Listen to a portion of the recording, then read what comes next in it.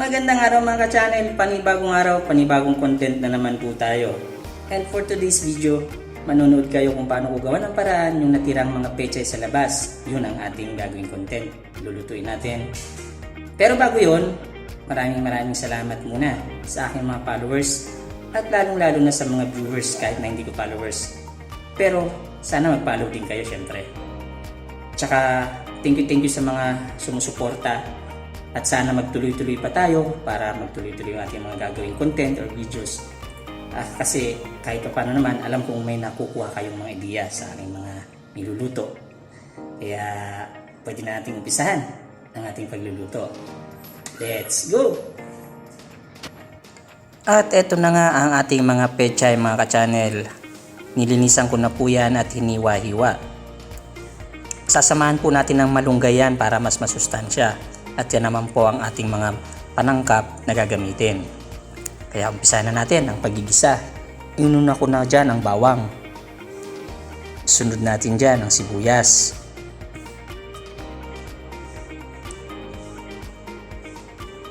Sangkutsahin lang natin hanggang lumabas ulit yung aroma. Pagkatapos, sunod natin yung ating kamatis. Hayaan lang muna nating lumambot yung ating kamatis. Bago inilagay ko na yung sardinas. Yan lang po ang magsisilbing pinaka-flavor niya dyan. Yan po ang lutong budget lang muna mga ka-channel. Pagkatapos, pwede na nating ilagay yung pechay. Napakasimple lang po ng ating gagawin. Mabilis lang pong sundan. Gigisa lang natin. Ganun lang po kadali.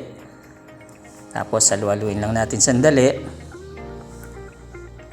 Pakuluan lang yan natin ng siguro mga 1 ng 2 minuto. Tinimplahan ko na rin pala yan ng paminta, magic sarap. Nilagyan ko rin ng konting oyster sauce at saka ng asin.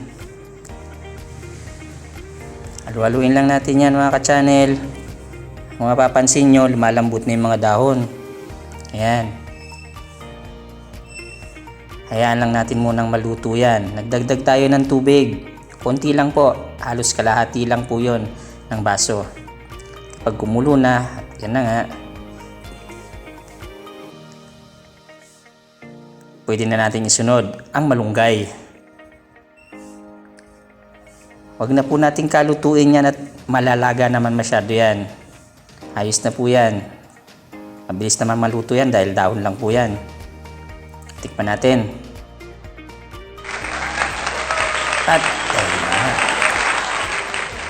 ito na mga ka-channel ang ating nalutong ginisang pechay.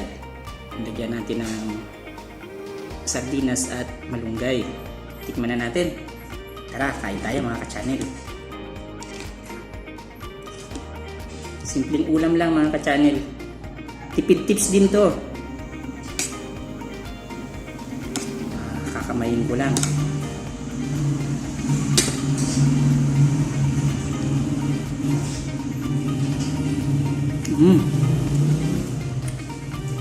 Ang sarap.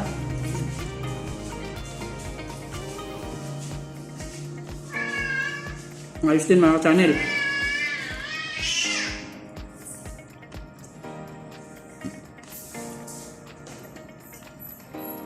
Panalo.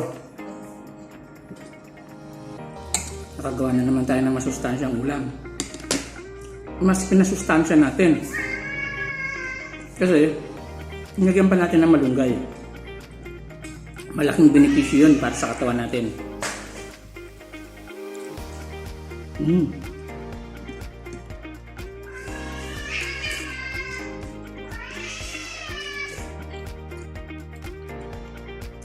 Panalo.